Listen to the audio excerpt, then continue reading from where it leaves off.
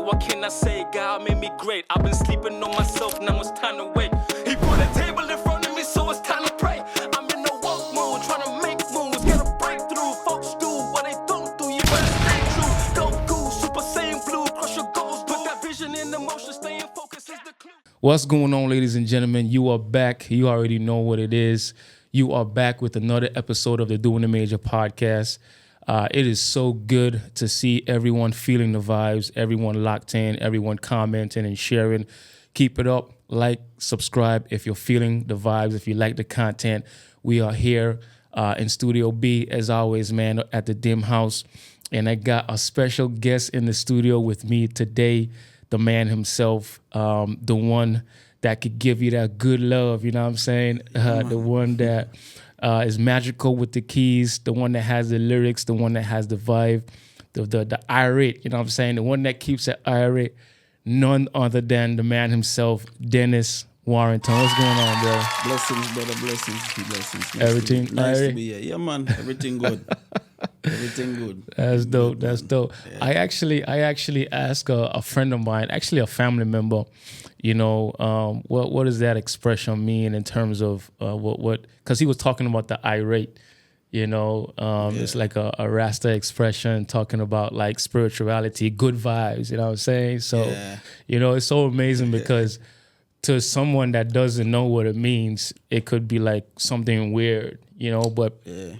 Pretty But much. Most people we meet pretty know what it means. Right. So it kind of like that unusual to meet somebody that don't know what the irate is. Yeah. Just good vibes. Yeah. Positive energy. Yeah, man. For sure. So what you been up to, man? I see you just released a new song. How is that going? You know, what was the inspiration behind the song? How is it going? You know, who all was involved with its production? You know, talk to us about that. Yeah, so my latest single is Stepping Out. Yeah. And that came about just, I did a beat. So I was... Oh, you made the beat? I was, yeah. Nice, I did the production and so on. So I was just, I think I was at AMA at that time. And I was waiting for a client to come in for a session. Yeah. And then I was like, dude, I'm bored. I ain't got nothing to do. I just sitting here waiting. You know? So I just like plug up the keyboard and stuff and I just start messing around, and then I just come up with an organ and just start playing with the organ. And then I was like, that's a cool idea. So the client came, I stopped, did the session. When I went back home, you know, I was like, I got to finish this. Yeah. I kind of get a good feel for a vibe. Yeah, and then I just dragged in some samples, drums, and just get that going. And then I was like, oh, that's a vibe. And then just start laying down everything, all the ideas I had. And so, and then as I was done, like creating the beat and all that, it's like I just got that vibe. I was like, the lyrics just start to come. I was like, just step me know. Nice. And then from there, it's like the rest of it, I almost basically like freestyle the song, you know? So it was kind of natural, kind of just a free up. And I'm not a person that could freestyle. Yeah. I don't really freestyle. Right. I sit down and I write stuff. But it's so amazing because sometimes that's like, when that inspiration hits spontaneously, that's like when the best songs come, you know, just off the top, off the fly. Yeah. It just happened. Right. It just happened. And then after I was done, like I just did the scratch vocals. And then I sent it to my boy Omar. And then Omar give it a listen. And then we sit together and then change up some words there, and there. Because it was just a flow you take, you know. So right. change up some words here and then I was like, okay. That's a song. And then once I had it in the position, I was like, okay, I need some guitar, I need some live stuff on there. Nice. So I hit up Omari. And I was like, hey, I've been working with you for a while. And the guys we've been working with, you know? They just so came he just gave me we just plug that in and then we get the keyboardist to get some keys on there. That's dope. Get the guitarist to do some guitar bass on there. That's dope. Yeah. Them guys in Jamaica, Otmo Campbell. So you sent it to Jamaica to mix and master? No, just the players. Oh, okay. Yeah, okay. so I had the guitarist playing, keyboardist, Otmo, and then the bass player. Yeah. And then the background vocalist. Nice. Down there. That's dope, man. Then I send it back up, and then I just put it back together and then just mix. And it's a beautiful song. It's a lovely song. You know what I'm saying? Like, I mean, when I heard it, I wasn't like, I I didn't expect no less. You know what I'm saying? Like it's Dennis. You know, I'm familiar with the quality of music that you guys put out. I'm familiar with the quality of music that comes out of AMA. You know, but just the arrangement of it was just like, it was smooth, it was nice, the lyrics, everything was nice, you know. And then prior to that, you had released True Love. Good Love. Good Love. Yeah, Good Love. Did that come out? That come out earlier this year or last year? Last year. Yeah, It's around the same time last year. Okay. So it's like a year in. Yeah. That's the second one a year in. So that's a vibe. And these two songs will be a part of a project that you're working on? It will. Yeah. It definitely will. Because right now I'm just putting everything together. I got a lot of ideas just sitting there. So right now I'm in the process of kind of like pulling them one by one. Right. And just getting them smooth out. And just lay them there. Get the other one smooth out. Yeah.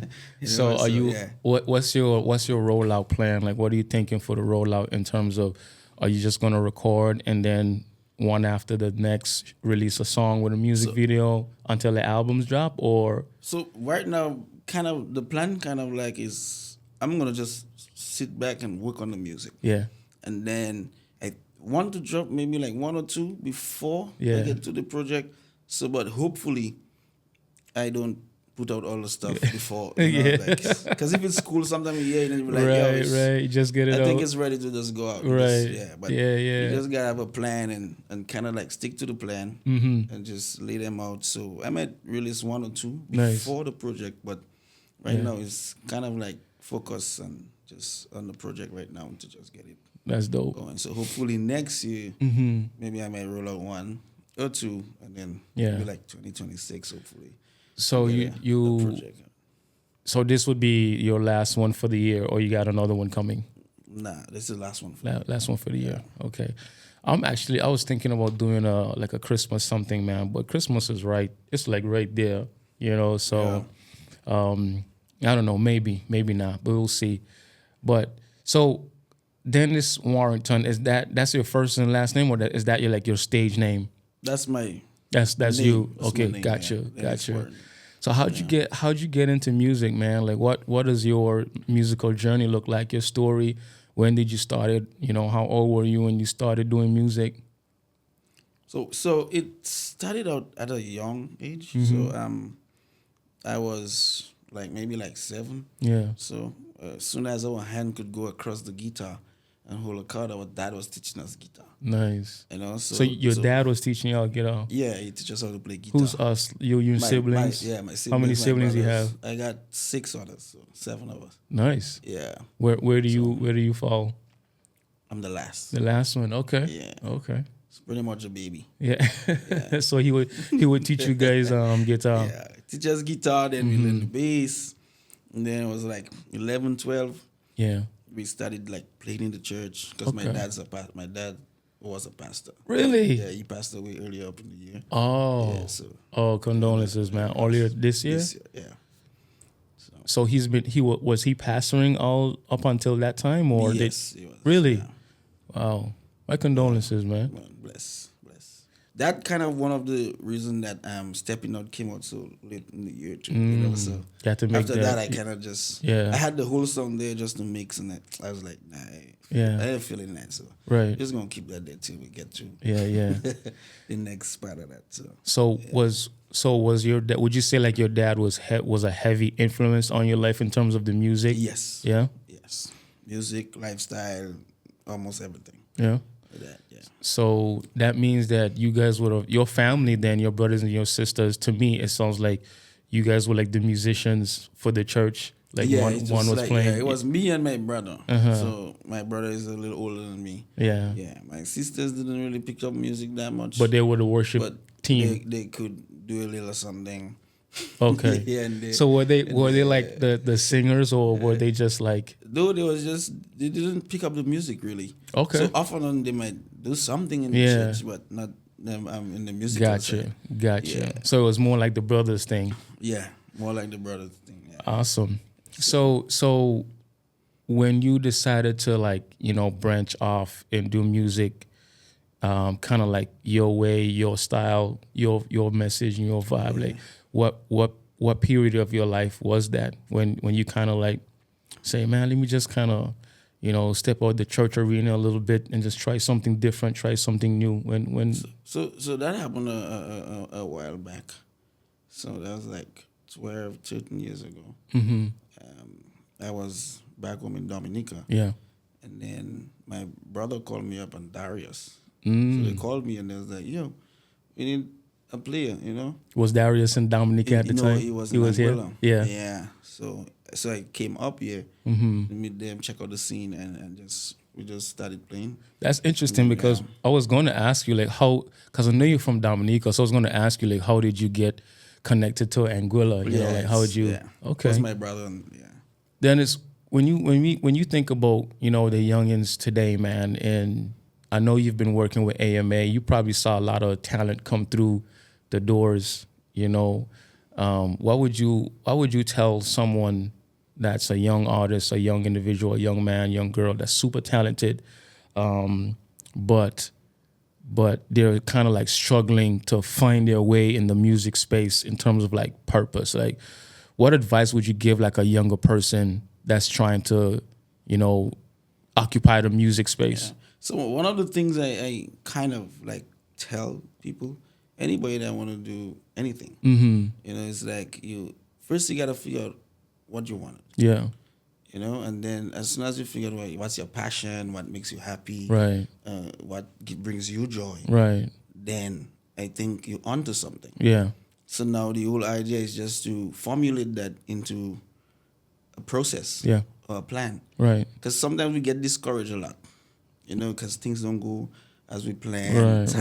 Sometimes it takes time, and so on, and we get discouraged. But the whole thing is, as long as you have that goal, you have that big goal you set, and then you have all the small ones that leads up to that one. Yeah. And as long as you're hitting your target, you're going to feel good about it. Right, right. Even if sometimes it's discouraging. But once you hit that next target, you're going to be like, okay, I got this. You could do a next one. You could do the next one. Yeah, you can hit the next target. And that's how you take it. Right. You don't try to just bulk up the whole thing and try to absorb it one time. You take it step by step. That way you don't fluster yourself and get frustrated with it. 100%. Was there a moment in your life, like when you're doing music, especially stepping out before like Darius contacted you and stuff, was there like a aha moment where when the light bulb kind of like went off in you, where it's just like, man, I think I want to do this like for the rest of my life. Like I like doing music. I think that was always there. It was always like there. the always wanted to do the music was always there. Yeah. So from time we start playing music in the church and stuff, it's like, yo, that's what we want to do. And then we had a gospel band, we played all over the island. Really? Yeah, with O'Malley was the lead singer, I was the keyboardist, Shakes was the bass player. Wait. So wait. You said O'Malley. O'Malley 360. O'Malley 360 was the lead singer. No, he did. Oh, I gotta get O'Malley on the podcast. So all them guys older than me. So it's like we grew up together. So I always look up to them guys, So gotcha. I was young and basically in the midst. I always look up to those guys. Yeah. Music was always part of what we wanted to do. Interesting. And we just That's interesting. Yeah. I'm of the opinion, right, Dennis, that a lot of talent, starts out in the church, and then. For some reason, I'm of the opinion that it's not stewarded right. Like the musicians in the church, the young men in the church, the young women in the church that's into music, it's not stewarded right. So you find that you have these guys that are serving for years, and they never really get an opportunity. Like the church doesn't provide an opportunity for them to like share their talent on like a bigger scale or a bigger level, that's one thing. That's one thing. Yeah, and another thing is like, it's like they just expect you to play and serve with no reward, and they kind of they play the God card to where it's just, oh, you're doing it for Jesus. You're doing it for Jesus, But I'm really of the conviction that, listen, if you have young guys that are super talented, and they could be anywhere else out there, but they're here serving faithfully, at least give them a little something in their hand, man. A little $100 or something, you know. I think that goes a long way. Yeah, let's talk about that. It goes a long way. It's just there's an incentive. You gotta give people incentive. Exactly. To do stuff. Right. You know, especially if you know they're good at it, they play well, they attend service or however it is, at whatever time it is. Right. It's a dedication. Yeah. So if you see the person is dedicated to that and they're doing it with a willing heart, then it's on us now as the people that runs the church and so on to see that and try and help them and, you know, correct, and kind of groom them into creating that as a business instead of just saying, oh, that God will provide. And because I had a situation where recently when we went back home for my dad's funeral, one of the guys told us, like, we came, check out the system, make sure everything was working. Yeah. And he was like, oh, you guys playing? And I was like, no, we're not playing. You know, he was like, no, once you guys are here, you know, the thing in the church, you're going to play. Yeah, so they wanted you to play just because you were there. Yeah. You know, and I was like, no, that's not how it works. Right. You don't tell me that right now. You maybe tell me that a couple of days before. Exactly. So I process it and figure out what prepare. we're doing and what direction you want to go. Yeah. But not right there. That's not even business. Right. And even if we're in the church, we still have to be mindful as to how we deal with stuff. Yeah. You know? Right. And I always see that happens a lot. And I just look at it. And then, I mean, for you now, okay, so you would have left Dominica, you know, you're 12 years here in Anguilla, and you would have had opportunities to play on a professional level with a professional mode of business, you know, just doing things a certain way, providing a service, right? And and not only that, but just doing things like a certain way, with excellence. Yeah. So now you go back home, you're in your dad's church, and they just think that, oh, because you guys are here, you can just but no, that's another problem that I have. Like, I feel like a lot of people just don't get it. Like, the spirit of excellence is lacking in the church. You know, the spirit of excellence is just lacking amongst people that, you know, say they believe in the Most High. But if you believe in the Most High, then he requires you to have a spirit of excellence to do things right. Exactly. You know. Exactly. Don't just wing it. Nah.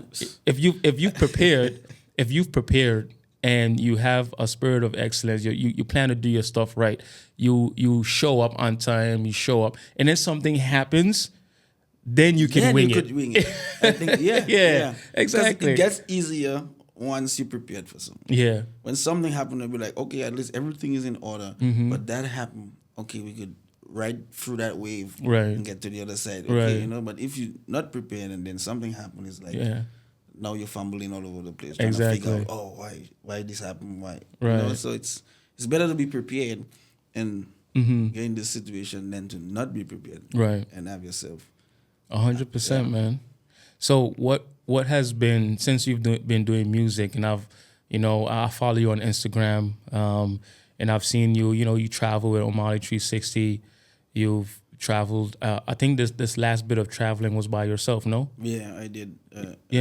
What was the biggest stage or the biggest audience that you performed on or to?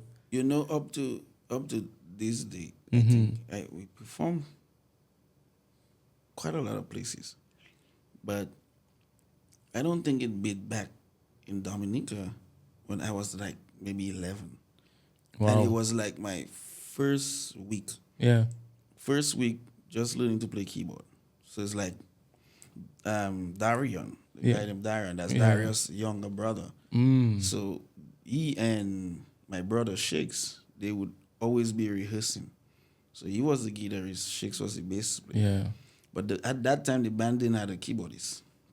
But I could play bass, I could play guitar, and I could play drums. Okay. But we already had a drummer a bit, you know? So I ended up being like the youngest one just there. And then one day they was rehearsing, and I just, like, after school, they were doing the thing. Yeah. And then I went there. Yeah. So as I stepped in, he was like, yo, I got an instrument for you. And he just gave me a keyboard. And he was like, come, let me show you the chords. And then right playing there, he showed me the basic chords. 654. Yeah, and just show me these chords. And then from there, as soon as he finished showing me all the chords, he started to show me the songs. And he was like, "You're gonna be playing Weekend." And I was like, Just like that. That was like a Monday, right? And he was like, "You're gonna be playing Weekend on a show, you know." So what happened after that? Like, were you like practicing every night? Every day. Just locked in? Yeah, every day. Yeah. Every day we would meet and rehearse, right. practice for that. And then when we get like, and then it was like 3 shows back to back. So it was a Friday, I think a Saturday and a Sunday. So there's 3 shows back to back. And that was gospel concerts. And back home, back then, them concerts was huge. Like a lot of people. Wow. You know, and then the Friday night was one of the biggest. Yeah. Yeah. And there was a lot, and I was young. I was like 11. Wow. You know, like stepping up on the stage, and he gave me that little Casio keyboard, a small little Casio. I know. I don't even know how much keys it had at the that beginner's time. keyboard. Yeah, and then it was missing some black notes. Oh my word! So I had to be pushing my hand in between to get. And then I get to the show. Yeah. And then when we get to the stage, Darren looked at me because he realized I was amazed because now. Back in the days, this guy didn't split keyboards. There was 5 keyboards standing right there on the stand. Wow. There's like 3 on the stand, 2 on the side, and I was like, whoa. So Darren saw that, and he came to me and he was like, yo, it's the same thing. Like a small little thing is the same thing. It repeats itself. Right. You know, so everything repeats itself. Yeah. So he called the guy and be like, hey, come set up my boy. You know, give him whatever tunes he wants on everything. You know? And I was like, yo, I'm just standing there. Yeah. I'm scared. Right. Because there's a lot of people out there. Yeah. And we just getting set up, ready to hit the stage. Right. I think that was like just a moment for me. I don't think I never get over that. That's time. awesome. At 11 years old. Yeah. Did that moment light a fire in you? It did. It did. Yeah. Yeah. I just like fell in love with the whole arrange the way we put stuff together and then deliver it to the people and all that stuff. It's like I always like into that kind of stuff. So was it much different? Like obviously you're at a show, you know, there's gonna be more equipment when compared to the church. You know, the church kind of has like a basic setup. So but was it too far of a difference, too far of a stretch coming from that stage, going back to church the following Sunday, and then playing? You know, was it like, man, here am I, you know, in this church, and I just had that experience. I want to do that experience again. That was so dope. Like, man, I feel like I just wasted my time here. Was there something going on like that inside in your mind, your mental, or like how was that experience compared to the show? One of the things about it is the same guys we did the show with, we would play the service. You know, so it wasn't too much of a change because we still have fun. Gotcha. Like just hanging out and whatever. We would have like a different singer. So Omar will not be leading worship that time. He might be playing drums. Okay. You know, and then we'd have to work with the older folks to kind of like learn the songs they want to do. Yeah. You know, so after a while, it kind of get boring. Because the older folks, they just want to sing what they want to sing. And Yeah. You come a Saturday night, you try to teach them a song, we learn it a certain way. The next day is like they forget their whole thing and sing it how they want. It's like, so it's like every song is a special. Like man, special. That's funny. So that was that. Yeah. So that kind of like helped to a lot with us just being spontaneous on the spot, trying to pick up stuff and playing stuff. So even though practice and the service didn't go the way you wanted, you guys were still sharpening your skills. Yeah. That's awesome. Yeah. So there's always a good thing and a bad thing. Always a good thing and a bad thing. That's dope. Because up to this day now, I can't read music. You can? I can't. Yeah. I can't read music. Yeah. So it's because of the church. So like just random people singing like random songs. Yeah. And you just have to play by ear. play by ear. Yeah. So that kind of helped me develop the ear for. How important you think it is for young people or just people in general to be intentional about learning to play an instrument? I think I would say music on a whole. Like Just to play music, right? Just learn something. Yeah. Because one thing, something with music that it always, if you pay attention to music or play an instrument, it's like your brain is always good. Mm. Yeah, because everywhere you pass, you're gonna hear something. Somebody's gonna play music because everybody loves music. Right. So somebody's gonna play something and it's just gonna trigger something in your head. Say keep your brain kind of sharp and keep you. Right. So it's kind of like a brain exercise. I would say, like all the time, all the time. It helps a lot with your thinking. That way you could. A lot of musicians are people that are deep thinkers too. Mm. Yeah. Just the fact that you could sit there, disciplined enough to learn that, right, and get good at it. Yeah, that says a lot. What's the journey? What's the road like in terms of becoming a top tier musician, getting good at your skill, getting good at your craft? Like, what would you tell someone who wants to pick up an instrument, whether it be the guitar or the keyboard, but they're not really too fond of the practice sessions, what motivation would you give them? Like, what encouragement would you give them? Because you gotta run those scales, man. You gotta practice. You have to. And if you're not doing it, then it makes no sense. Mm-hmm. Yeah, it just it don't just fall on you like that. Right. Yeah. A lot of people say it's a gift, it's natural. Yeah, you could learn it and then have it in a way where I could interpret it the way I interpret it. I interpret whatever you taught me differently. Right. So that's where I might do it a little different from you, but there's just you gotta practice. Yeah. You have to. There's no way around learning something without putting in the time. Right. Yeah. You gotta put in the hours, the time. So there's no way you just can't. It's not just talent. It's not just skill. It's not just talent. You have to give it 100%. You have to be added. Give it 100%. Yeah.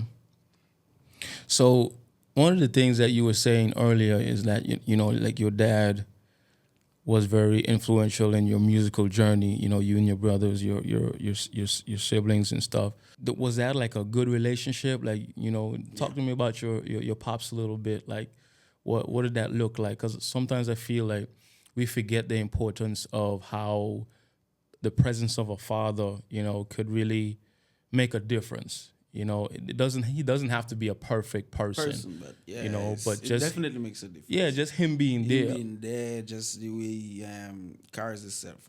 Our dad was a quiet guy. Yeah. But he was a pastor. He used to preach. Yeah. So how could you be a quiet guy then when you get on the pulpit? Yeah. Sometimes it's like, so you think of that sometimes. But when you get older, you think of that. But I mean, I'm kind of like the same way. I mean, you would see me. I know. Know me from being in the studio and stuff. Yeah. But outside the studio, I'm a quiet guy. And a lot of people don't think that I get loud when I'm on the pulpit and stuff. But that's cool. Like, yeah, man. He was very a student guy, but he was very fun. Mm. Yeah, man, that was a fun guy. Stern and fun. Yeah. What did that look like? Well, it all depends on how you behave. Yeah. So if you're behaving yourself, it's all fun and games. Until you do something he don't like, and it's like, But I think it was always a cool. My dad and my mom was always people that they could tell anything, like they could have a conversation. Yeah. Up to this day, I just go make a conversation with my mom about anything. Yeah. Like any random thing. Yeah. And we just talk. And that's good, the kind man. Of So you had like a solid relationship with your parents. Yeah. Yeah, that's awesome, Very man. solid. So I know we're living in a world today, bro, where we got a lot of, parental issues, a lot of, broken homes, so I mean, this podcast is all about giving game, man, just trying to help the next generation. Yeah. So what would you encourage like young men listening to this podcast that probably don't have a solid relationship with your dad and they're angry, they're frustrated, and I'm pretty sure you've had those moments in your life, especially, going into adulthood, young adulthood where, you're trying to find yourself, you get all this testosterone going on. You probably didn't like your dad at one point, but sooner or later, as you matured, you realize that a lot of the things that he was saying was for your good. Yeah. You know, like what would you tell like our young men in the world today that's probably having a little bit of father issues, daddy difficulties, even absentee dads? Like what would you tell them to just help them stay level-headed? You know what I'm saying? Like, So I kind of just get a little like serious when it comes to like people taking responsibility. Gotcha. You know, and that's basically one of my things. So like I would tell one of my friends if they in a situation and they're like, oh my man, it's like, yo, what about now? You're not young again. All right? I understand you went through stuff. Everybody deals with it differently. Right. But at what point do you take responsibility? Correct. For yourself and your actions. Correct. And your future moving Correct. forward. Correct. That's so good. So that's basically what I would tell most people. Like, just sit down and figure out what it is that you want. Yeah. Forget about what happened. Yeah. You can't do nothing about Exactly. So now is the time. Now is the time. What you gonna do now going forward? Yeah. Yeah. It's never the best time to do anything. Or the perfect timing or so on. Yeah. It's like right now is the best you're gonna get it. Right. You know what I mean? Yeah. So it's like some people would try to get to that level first before they try to do certain things. And it's like, no, like just do it where you're at. Just do it now. And be comfortable with where you're at, doing it, and just take your time. Yeah. So don't wait for perfect conditions. Don't wait for the perfect conditions. I kind of struggle with that a little bit, bro. Honestly, like sometimes I feel like I got to have it right in order to start. Because I want to do it major. Yeah. So I suffered with that for a while too. So that's why I kind of like say it like that. Gotcha. Because I have ideas a long time. I have like even songs. Yeah. I will do songs and have them sitting there for like years. Yeah. Like the other day, a guy called me and he's like, "Hey, you remember that song you did for me? Like which song?"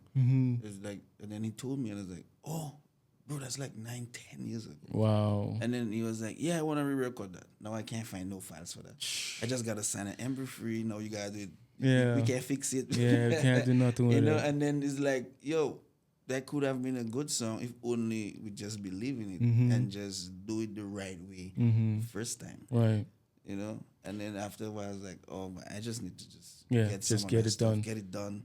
Yeah, and to the best I could, and go from there. Because there's always room for like improvement, Always. So always. Man, that's such good advice, because I feel like a lot of people just get stuck with trying to make it perfect right now. Like for the person that's trying to start a business, for the person that's trying to write a book, for the person that's trying to do music, like an album, whatever it is, like it doesn't have to be perfect. Just start. And one of the things people, I think, from what I see, like different artists, because I follow different artists. Yeah. To see their journeys. Yeah. As well. So I go back a couple of years to see like old interviews, then you watch new interviews and you see you see the growth. Yeah. And then some people can identify with that. Right. So they could be like, oh, he was there, then he go there, then every year it's different. And people tell me that too. Like people be like, I remember when you just started playing and singing, and now it's like you're more confident with it, and then that's a sign of growth. Right. So it's like if you didn't start it, you would not grow into what it is, So man, that's powerful. That's powerful. I feel like so many people are just missing out on their dreams, and missing out on possibilities. And opportunities. Yeah, because they just like they're stuck in. I want this to be done right. I want this to be done perfect. Nah, just start. Just start and just focus on the no. And even going back to what you said about family issues, like there's nothing that you could do about what happened in the past. Nothing. And the past is designed to keep you in the past. You got to focus on the future and focus on what's happening now. No. I had a friend of mine, because I think it was in 2019, 2021, somewhere around there. You know, I was looking at my life, and I felt like I could have been further along. You ever had those moments where always. That's a daily thing sometimes. Yeah. Yeah, that's a daily thing sometimes, and sometimes you feel good for the week. Yeah. It's like you feel like, I'm getting stuff done, and the following week is like, yo, what am I doing? Right. I feel like I'm not doing nothing. Yeah, right. And that's just part of it. Mm-hmm. Because after you start something, you feel excited about it. Right. But then when you go through it a certain time, you get used to it. Yeah. So then you get comfortable with that. That means you gotta push yourself to that next level. So how do you guard yourself with that, man? Like, how do people fix that and correct that? Like, just guard themselves from falling into that trap. Like, okay, I started, you know, I'm doing something, I get comfortable, and I feel like that's how a lot of mediocrity happens, because this bar is just set, and they don't think about climbing the bar and getting over it, you know. So how do you navigate that? Like, how do you get over that? I went for a lot of mental things when it comes to finding that thing you think that is the right thing for you to do. Right. You know, and pursuing it and doing it. And even if when you're doing it, you still feel so discouraged sometimes. Right. Just doing it because it's not where you want it to be. It don't feel right. It don't feel right. Just yet. You know, just yet. Yeah. However, you have to, everything got a process. Mm-hmm. Everything got a process. So you can't go from year to year without passing that little gap. Correct. You have to pass it. Correct. So then it's about embracing now the process of going through it. Yeah. You know, and navigating through it. That's kind of, I think, where I start realizing that most of the fun is. Like exploring stuff. Most of the what? The fun. Oh, most of the fun. Okay. And like, I thought you said phonies. Oh. No, that's where most of the fun is. Yeah. You have a lot of fun just figuring out stuff, experimenting stuff. Right. And be okay to it's okay to get it wrong. Yeah. Like the first time, the second time, it's okay to get it wrong. We'll go back and we'll do it again. Yeah. But this time we know that this last time what we did wrong. We just gotta pay attention to that. We're not doing that again. We're trying a different way. That's so and good. just navigate yourself differently every time you try the same thing. You gotta get better. And it's like some people have this fear of failure. Yeah. You know, and it kind of just traps them. Yeah. That's another hard one. Yeah. Like the fear of you it not being good enough, or like we do that. We know about that with music. Yeah. We write a song, and today and tomorrow we basically just crush that and throw that in the garbage. Even when we're in the studio, we're already recording it, and we're not hearing what's coming out of the speakers. It's not matching what we're hearing hearing in our heads. So and we get fed up and just scrap that. Yeah. You know. Because we always see the end product most of the time. Like everybody show you the end product of everything. And half the time you see the process they take to get to even in our own minds, bro. Yeah. Like we know, for example, in music, we know how we want our song to sound. We know the arrangement. We're hearing everything in our head. It's the end product. And we just can't pull it. Yeah.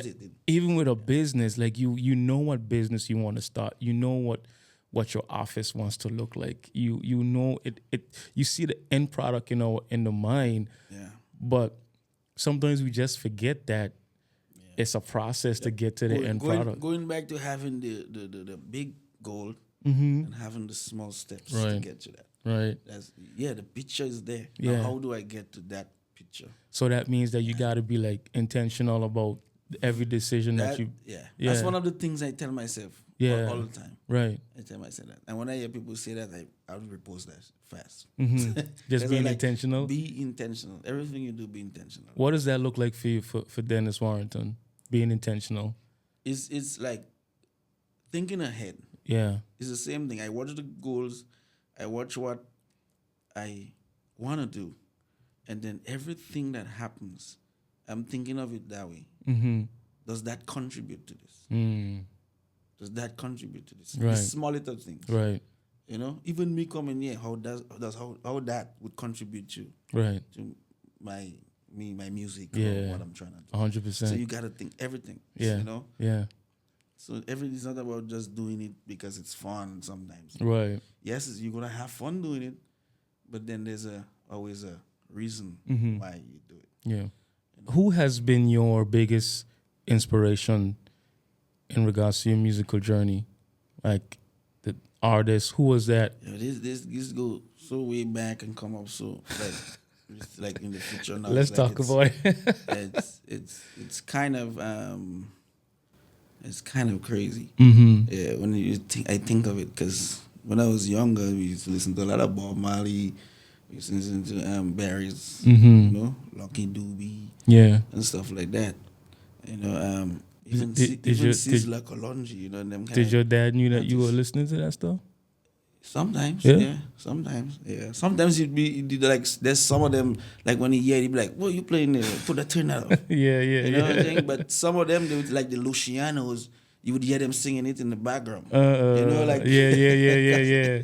So it's all about the message still. Exactly. So if it's got a message, then right. Yeah, you're gonna receive the message. Right. Of the music, I mean, that's why I try to get like some church folk to understand, because whatever you're listening to, how does it make you feel? How does it make you feel? What do you want to do when you're listening? You know what I'm saying? Yeah. So for me, like as an artist, and I shared this before on a different podcast, it's like I lock into, see what's going on in the secular space. Yeah. See who's relevant. See what's going on, what's the new song, what's the new trend, because I want to be relevant as an artist too. But after a while, man, just listening to certain things because of the message, it's like you got to detox. But then there's other artists that has a good message. You don't feel no way, you're actually encouraged. You feel inspired. And that's facts. Right. That's facts. If people were to understand that, then your creative level expands. Because now you're listening to different genres of music and artists and so. But that's dope. So one of the cool things too is like just working with different artists. So right now I work with O'Malley, like on a level that we always talk about music. Something about music. And you guys are pretty much family. Yeah. I always say that. I always say that. And then I work with Banky. Banky is a veteran in this thing. Right. So it's like the difference. You think I could get Banky on the podcast? We'll see. So the difference in styles too, If you guys would like to see Banky Banks on the podcast, comment Banky Banks. Yeah, man. Yeah. Interesting guy. Well, go ahead, man. Go ahead. So it's like the difference between just doing this with O'Malley and even doing it with Banky. There's so much difference. Wow. Them as an artist. Right. They as an individual. Right. O'Malley's younger. Banky's right. I was just about to say that. He's yeah. older. So more experience. He been out there. He taught, do a lot of stuff. O'Malley taught to do a lot of stuff, but it's a different kind of thing. That's dope. So it's like sometimes you navigate. So sometimes let's say in one night I might do a gig with O'Malley, and then from there I go and do a gig with Banky. Yeah. And it sometimes it's so interesting. Sometimes I just pull up and just laugh. I laugh because it's so interesting. It's so much of a switch. It's so much of a switch. Yeah. So like with O'Malley, we have fun. We will kind of like just do things on the fly. Right. We have fun with it, and it's more of a hype vibe. Energy. Energy. Yeah. And then I go by Banky, and it's like, yeah, Banky got energy. But it's different. Banky is more like a chill, relax. Back. Let's relax. Let's soulful. Let's listen and let's absorb that. Right. And that's so. That's interesting, man. Like a good vibe. So I was asking you, like, who was your like biggest inspiration? First of all, my dad. Yeah. First and foremost, my dad. Yeah, because he's the one that kind of like basically we see. He's the one we see doing it, and he's the one that basically put us to do it. Yeah. Show us the first. Did your dad play all the instruments as well, or he just the guitar? Bass and guitar. Okay. Bass and guitar. Okay. So we kind of like just grew up seeing him always would have a guitar playing. They used to do playing. He's the one who used to play in the church. He'd play then preach. So you would see that all the time. Yeah. So my dad would be a big influence. And And the rest of it is like it's so much I can't even say exactly gotcha. who kind of like influenced certain things. Yeah. But I'm a big fan of reggae music. Right. So it's like a lot of the reggae artists. I listen to a lot of reggae artists. Yeah. As well. So just pulling a little piece of everybody. Yeah. A little piece here and there. That's dope, man. But then I like R&B and like some of the pop stuff too. So I just try to fuse it together to get something. I honestly would like to do a reggae song, like reggae rap type of something. Yeah. I would like to do that one of these days. Yeah, man, that's super dope, man. Your story is so interesting. I had no idea. You come from that church background. Your dad being a pastor. Your mom and dad, your siblings. Coming from Dominica to Anguilla, and it's always amazing to me because the Bible says that a prophet is without honor except in his own hometown.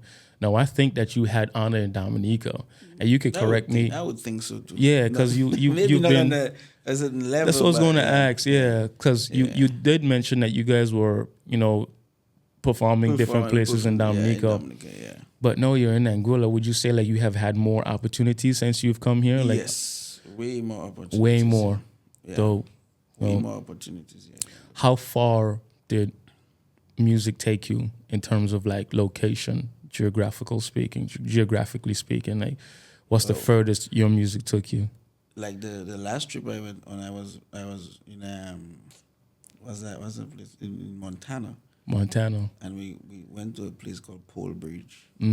So we was living in Livingston. Yeah. So that the place country, Sean Divine, he's a country guy. Yeah. So we went up there just do a few shows with him, and then we drove from Livingston to Montana. Pole Bridge. Oh. So Montana is huge. So right. Pole Bridge is in Montana. Okay. Livingston is in Montana. Yeah. So we drove from Livingston to Pole Bridge. That was like 7-hour drive. Okay. That's not bad. Yeah. I did 12 hours in the car one time. Yeah. So I think that was the furthest it took me. Okay. Yeah. Because Pole Bridge is like off the map, no cell service and shit. Wow. Yeah. So if you want service, you gotta go either by the bar, or you gotta go back by the house. Wow. Service. Wow. Yeah, so you gotta get Wi-Fi. Mm-hmm. So there's no cell service. Yeah. So if something happens while you're on the road, this is it. Yeah. That's dope, and man. That's after like 2 days of traveling. Yeah. What's the second furthest place music took you? Where did we go? Oh. We went to a few places. It's been so much that you can't recall, right? It was a lot in a short space of time, too. Oh, okay, Yeah. Okay. Because even just the Montana trip was just a crazy fun. So would And then I went to Freeport from Montana. As in Maine. That's another. Yeah, so that was far. Was this your first tour? No. I thought if Miami. Yeah, but for Dennis though. It was kind of okay. like, yeah. How did that happen? Like how did that happen? Who'd you got connected to? So just the same guy I just told you, Sean Divine. He's a country singer. He came here, saw us play, and he's kind of like, and then he wanted to like play with us, like jam some music with us. Yeah. So he's a writer. So he's a country writer. Right. So he wrote like 2-3 songs, and just booked the studio. And I was like, "Hey Dennis, can you get the guys to come play?" And we went in the studio and just like record 2-3 songs. Wow. And then he was like, "Oh man, I'm gonna make a project with that." And then he came back down, and then we did like 3-4 more. So now he has a project he's gonna put out. Okay, nice. First, it was myself, Jaden, Robbie, Curtis on bass. Nice. Yeah. Who's Robbie? Curtis. Okay. Play bass. Yeah. That's dope, man. And like I love hearing these type of stories, and then just seeing you guys, because it just validates scripture where it says your gifts shall make room for you and take you before kings, Yep. So I think I feel like a part of what doing the major means is just honing your skills, your gifts, and using them to the best of your ability. Like pretty much. I've got a funny story for you, man. Like you've heard my wife wife sing. Yeah. You know, when I met my wife and I heard her sing, you know, she was just, and I told her, like, you need to do some music. You need to do an album, do something. You know what I'm saying? Yeah. And to her, it was like a kind of like a far-fetched idea because she just thought that God gave her a voice just to sing in church, you know? And I felt like, for me, my response was just like, what? You think that God would give you that beautiful voice just to sing? No. You got to bless the world. Yeah. You got to bless the world. Just this 4 walls, you got to sing. Yeah, you know what I'm saying? But after thinking about it, it's like, if you don't know, you don't know. Yeah. If you don't know, you really don't know. And there are so many people that's talented, you know, with a beautiful voice, playing instruments. You know, you guys were brave enough to, you know, step out and hone your skills and venture, you know, but other people, they will be so sold out for Jesus. You know what I'm saying? Like they ain't doing that.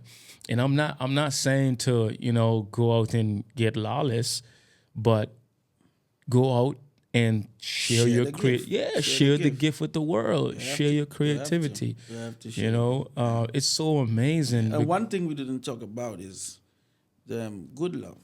Remember good love. Right. If somebody don't read the credits, they wouldn't know you and your wife actually wrote that song together with me. Yes, sir. Appreciate you. I didn't good know. Love. Yeah. I wasn't going to mention it, you know. And it's funny that when you send the thing for me and I had already started writing the song. Yeah. And then when you was like, oh, I got an idea for this. And then I was like, yo, it's the same idea. Yeah. So that means the beat speaks for itself. It has a message that you picked up, your wife picked up, and then wrote like a similar vibe to what I wrote on it. Right. And then we just take the three of it and just put it together. So that was it was I fun. like these moments, you know, like and I always think that as musician, collaboration and doing things together, you know, get you much further and get you better quality stuff. Exactly. Yeah, because doing it by yourself, it's cool to do it by yourself, to say I did it. Right. But then I think it's after a while it's not fun. Yeah, because I mean the only gratification is that I did it. You know, and it kind of limits your creative genius as well. You know what I'm saying? It limits you. But yeah, I have fun. You know, my wife and I, we have fun writing that song. She's super talented, and it was dope. Stay tuned, man. You gonna hear some stuff from her. You know, I'm pushing her. I'm pushing her. For sure. You know, she's gonna get out there. Sure. Y'all look out for Twyla Kai. You know, she's coming. Shout out to Wifey. But that's good, man. That's awesome. So far, man, we've kind of covered a host of stuff, but I just like to get into what people believe. You know, in terms of awareness and spirituality and all that type of stuff. You know, like what does Dennis Warrington belief system look like? In other words, like, you know, what's his relationship with God look like? You know, what is that? How is that for you? Well, it's pretty much a development. It's always developing. Yeah. You know, I came from the church, so I have a whole background of always being in church, prayer meeting, Bible study. Yeah. You know, like the whole works. Yeah. You know, so prayer meeting, Bible study. Like all week. Yeah. All week. What was that? What was the church lineup? What for the week? What was that? What did that look like? The church lineup. Monday they had prayer and fast. Monday prayer and fasting. Tuesday Bible study. Tuesday Bible study. I think Wednesday they used to go visiting. Okay. Witnessing it, yeah. And then they had something they used to do on Thursdays. Yeah. Me and Omali them always talk about that. Yeah. Can't you see me a lot? Then there's something else they used to do on Fridays. Did you guys have youth? Friday was youth meeting. Youth meeting. Yeah. Legendary Friday. So Thursday was something I didn't. Almost every church in the world had youth meeting on a Friday. And then Saturday would just be the worship team. Okay. So then we meet, practice. So that would be like at night or during at night. At night. Yeah. Because after work, everybody. Right. And then Sunday church, and then Sunday night service. Sunday morning, Sunday night service, and then back at it again Monday. Back at it again Monday. That's a lot of church. So when you get older, you say you got homework to do. Bro, that's a lot of church, man. When you get older, you start saying I got homework to do. So tonight I can't go. I got homework. Yeah. Man, when I went to Bible school, man, I had chapel Monday, Wednesday, Friday. So I had church. I had church Monday, 11 to 11:50 or something like that. Monday, Wednesday, and Friday chapel every week, and then Sunday I had to go to church on Sunday morning, and I had to do some form of ministry, something Sunday night.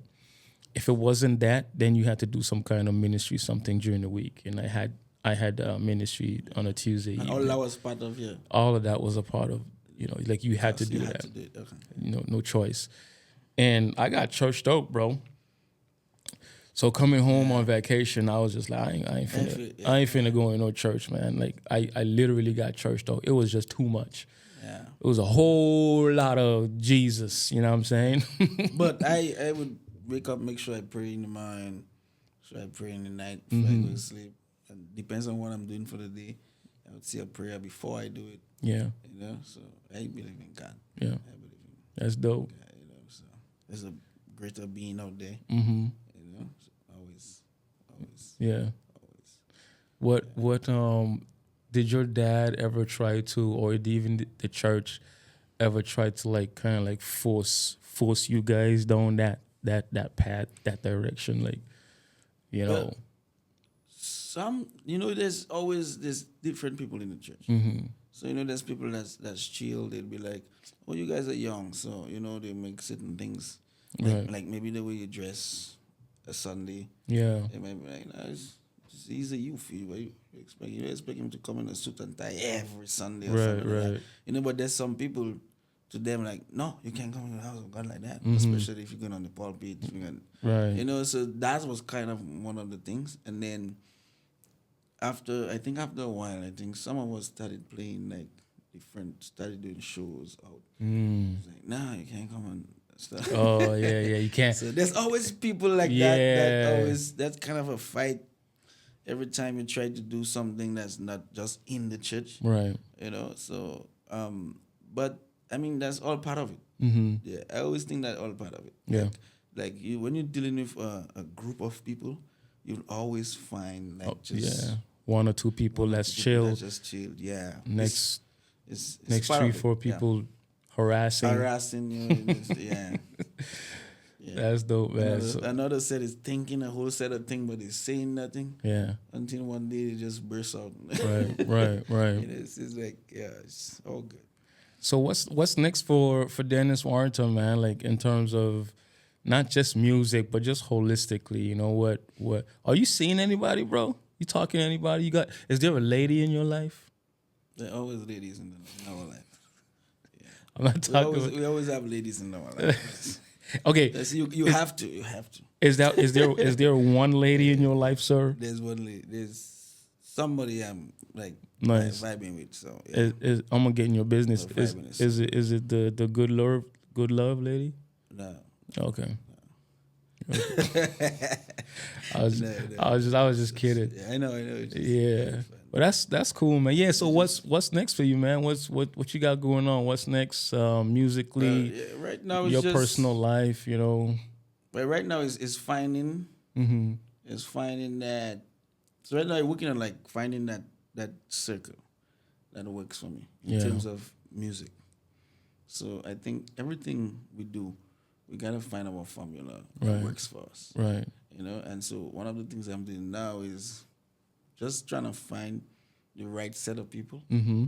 The right circle that I don't have to see you every day. Right. But if I got something, I send it for you. You get it done. Yeah. Send it back to the circle and get it going. Nice. Yeah. So it's like just get that flow. And that's for the Dennis Warrington brand. Yeah. Gotcha. So that's one thing I'm doing now. And then after that, it's just a lot of gigging. Because right now the season is back up, so yeah, we got a lot of shows coming up. Right. Yeah, private events. Yeah, tell the audience where they could find you, man. Where would you be playing, or is it like a set schedule, or it's well, I have a set schedule with O'Malley and Banky. Okay. Yeah, so that runs like from Wednesday to Sunday. So Wednesdays I do the Dune with Banky. Yeah. What time? 10. 10 o'clock. 10 in the night, yeah. 10 to until? 10 until, yeah. Yeah. Sometimes we go like 12 to. Okay. And that's Wednesday. It all depends. That's Wednesday. What's going on Thursday? Thursday hasn't kicked off yet, but we had Aurora. Okay. At 6:30 to 9:30 for O'Malley. Okay. Yeah, so we'll see how that works out. Yeah. So all that's part of in the routine and stuff like that. And then Saturday I do Savvy for O'Malley. Nothing going on Friday? Friday. Uh-huh. Friday I do Savvy for O'Malley. So I was saying, I didn't know what I was saying Saturday. But Friday I do we do Savvy with O'Malley, and then from 7 to 10, and then I do Banky from 10. Gotcha. Yeah. Gotcha. So you got a 12. packed Saturday. So, yeah. Friday, and then Saturday I just do the Four Seasons with O'Malley. Oh, so the back-to-back is on Friday. Yeah. And then the Four Seasons Saturday. What time you start at Four Seasons? Four Seasons is from 8 From to 8, 11. 8 to 11. Yeah. That's But dope. O'Malley does Four Seasons on Wednesday as well. But I don't do that Wednesdays with him. Yeah. Gotcha. So, and then we do Savvy Sunday, 1 to 4. And then I go to the Dune from 5 to like 7. Yeah. Awesome. So it's a pack. It's pretty much a pack. Love it. Monday and Tuesday, that's the time I rest on a Monday, and Tuesday I do my stuff at home. Gotcha. Gotcha, man. Well, I appreciate you taking the time out to be here, bro. It was awesome. Yeah, man, feel free to hit me up whenever you want to share your gift with the world, have some conversations. It's always a pleasure. You just witnessed the man himself, Dennis Warrington, killing it, crushing it. You heard him. Make sure hit him up. Find him at Savvy, Four Seasons, The Dune. Awesome keyboardist. And that's a wrap, ladies and gentlemen. Thank you for watching another episode of the Doing the Major podcast. We are in season 1, where we are talking about music, how to live with purpose, live with intention, and live to inspire. Like, share, subscribe, and don't forget, do it major. So I had to take it from you because you don't want it. I'm gassed up on ambition, feeling so atomic. You about to hear me 5 ways like it's pentatonics. I see your drive is kinda weak, it's like an ergonomics.